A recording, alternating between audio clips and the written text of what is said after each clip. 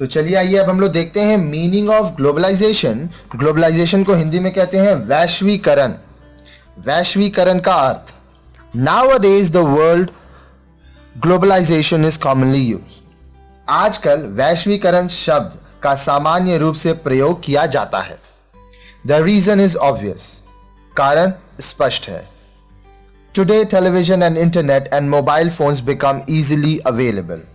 आज दूरदर्शन, इंटरनेट तथा mobile phone आसानी से उपलब्ध हो जाते हैं। People in remote areas can now talk and keep in touch through mobile phones. आज दूर दराज देशों में लोग मोबाइल फोन के माध्यम से बात कर सकते हैं। Today you can watch India West Indies cricket match live on television.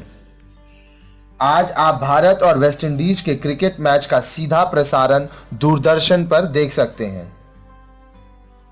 You can talk to your friends in USA and Europe through mobile phones.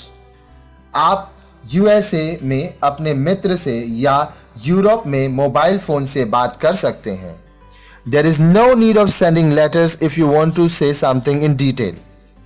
यदि आप विस्तार में कुछ कहना चाहते हैं तो आपको पत्र भेजने की आवश्यकता नहीं होती है। Getting a letter in USA from India takes at least 3 to 7 days. Bharat से यूएसए में एक पत्र प्राप्त करने में इसे 3 से 7 दिन लग जाते हैं। But through internet you can send email which can reach to your friend in seconds. किंतु इंटरनेट के माध्यम से आप ईमेल भेज सकते हैं जो आपके मित्र के पास कुछ ही सेकेंड्स में पहुंच जाता है। You can order a new good produced in Germany or Japan through internet and it will reach you in India. आप जर्मनी या जापान में उत्पादित एक नई वस्तु मंगवाने के लिए इंटरनेट के माध्यम से आदेश दे सकते हैं और यह आपके पास भारत में पहुंच जाएगी। Because of these developments, we think that the world has become very small and looks like various households staying in one village. इन प्रतियोगियों के कारण हम सोचते हैं कि संसार छोटा हो गया है और एक गांव में रहने वाले बहुत से परिवारों की तरह दिखाई देता है। We should not forget that this development has not taken place in a few days. हमें यह नहीं भूलना चाहिए कि यह विकास कुछ दिनों में नहीं हुआ है। The process has been there for a long time. इस प्रक्रिया को बहुत लंबी अवधि लगी है और यह काफी दिनों से चली आ रही है। In earlier days, individuals or groups used to travel to different countries through sea routes or to trade goods and services. प्राचीन काल में व्यक्ति और व्यक्तियों के समूह वस्तु और सेवाओं के व्यापार के लिए विभिन्न देशों की यात्रा समुद्री मार्ग से करते थे। Travel and sending of goods become easier with the invention of aeroplanes and ships. हवाई जहाज और समुद्री जहाज के आविष्कार से यात्रा करना और वस्तुएं भेजना आसान हो गया है। Then government of different countries started interacting with one another in order to minimize any obstacle that may arise so that citizens of all nations can exchange things without any problem.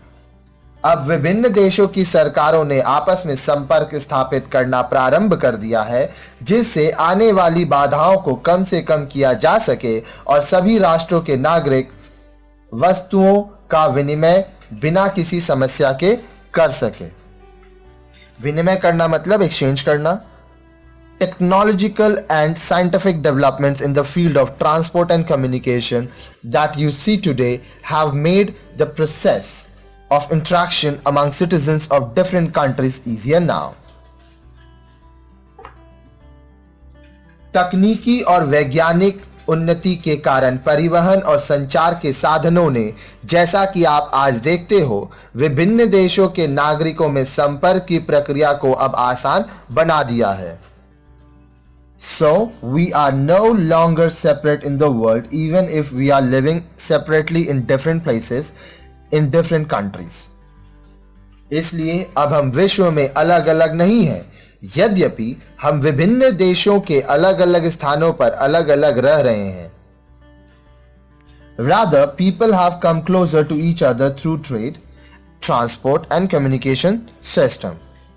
बल्कि व्यापार, परिवहन और संचार की व्यवस्था से लोग एक दूसरे के पास आ गए हैं.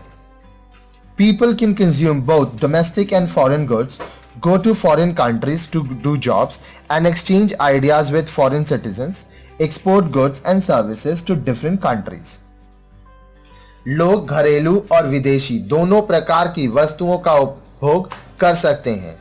नौकरी करने के लिए विदेशों में जा सकते हैं, विदेशी नागरिकों से विचारों का आदान प्रदान कर सकते हैं, विभिन्न देशों को वस्तुओं और सेवाओं का निर्यात कर सकते हैं आदि. The different countries of the world seem to be coming closer. This process is known as globalization in simple terms. विश्व के विभिन्न देश एक दूसरे के पास आते हैं और यह प्रक्रिया साधारण भाषा में वैश्वीकरण कहलाती है.